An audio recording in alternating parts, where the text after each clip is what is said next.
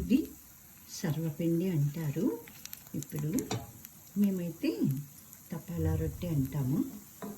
నేనైతే సగం బియ్యం పిండి, సగం గోధుమ పిండి, మొత్తం అంతా బియ్యం పిండితో కాకుండా చేస్తాను. పల్లీలేమో అందులో పిండిలో కలపకుండా ఇట్లాగా పైన వేస్తాను. బాగుంటాయి కదా, తింటున్నప్పుడు కరకరలాడుతూ ఉంటాయి క్రిస్పీగానని ఇలా చేస్తాను.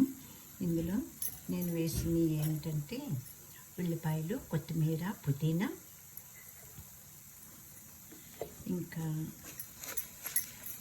నువ్వుపప్పు, కొంచెం శనగపప్పు, నానబెట్టిన శనగపప్పు, ఉప్పు, కారం, పసుపు, అంతే. వెంటనే వేసేసుకోవటమే. తపాలా రొట్టి అంటాము. ఇది సర్వపిండి అంటారు కొంతమంది. ఒక్కొక్క